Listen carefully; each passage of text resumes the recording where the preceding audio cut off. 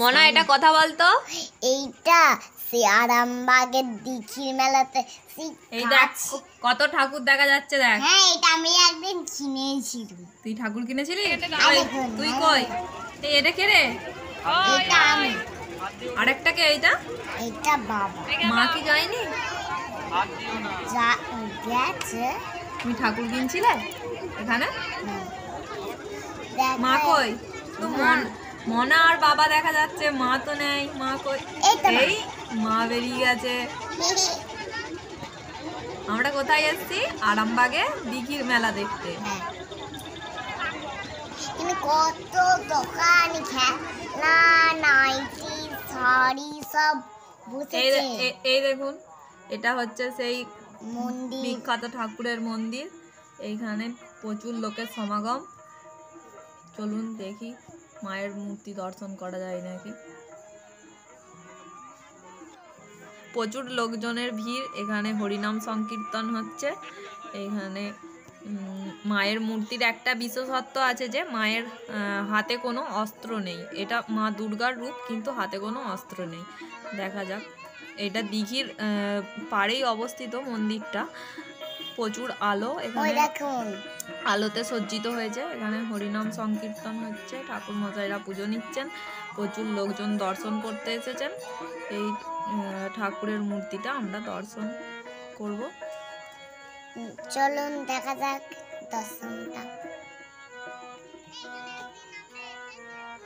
দেখুন সব বাইরে চারদিকে শিরশির পড়ছে। আপনারা মায়ের মূর্তি দর্শন করুন। দেখুন মায়ের হাতে কোনো অস্ত্র নেই। আমরা সাধারণত দুর্গা মায়ের হাতে 10টা হাতে 10টি অস্ত্র দেখতে পাই, কিন্তু এখানে কোনো অস্ত্র নেই। এখানে শোনা যায় যে দিঘিতে মা রঞ্জিত রায়ের কন্যারূপে এসেছিলেন।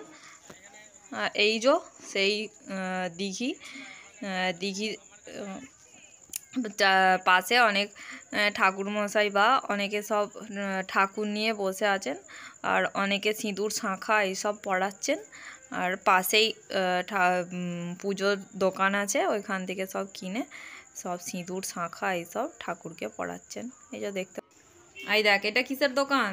এইটা প্রতিকার দোকান। আর একটা বাসি কিনেছিলাম জানো, পতিঙ্গার দোকান। এখানে কাপ প্লেট খেলনা প্রচুর দোকান বসেছে। এখানে মেলাতে সাধারণত আত্মীয় পরিজন সবার সাথে দেখা হয়। এটা আমরা কামারপুকুরের মেলা দেখেছি, কিন্তু দিঘির মেলাতে কখনো আসা হয়নি। এবার আসা সম্ভব হয়েছে। দিঘির মেলা খুবই সুন্দর। দিঘির মেলা এই যে প্রচুর খেলনার দোকান আর স্টেশনারি দোকান, প্রচুর দোকানদানি রয়েছে। কিনেছি জানো তো? কি কিনেছো তুমি মেলাতে? পতিঙ্গা, বাসি একটা, তারপরে একটা সে ব্রেসলেট, তারপরে একটা ছড়ার বই, আর একটা বড় মহাভারতের বই কিনেছি। এখানে কত খাবারের দোকান, পাঁচফোড়া চপ, ভেলপুরি, তারপরে হচ্ছে এই দেখো তোমার সেই দোলনা। এটা চাপাই হলো না, এবারে চাপা হলো না, অন্য জায়গায় চাপা হয়েছে, কিন্তু এবারে অতটা চাপা হয়নি।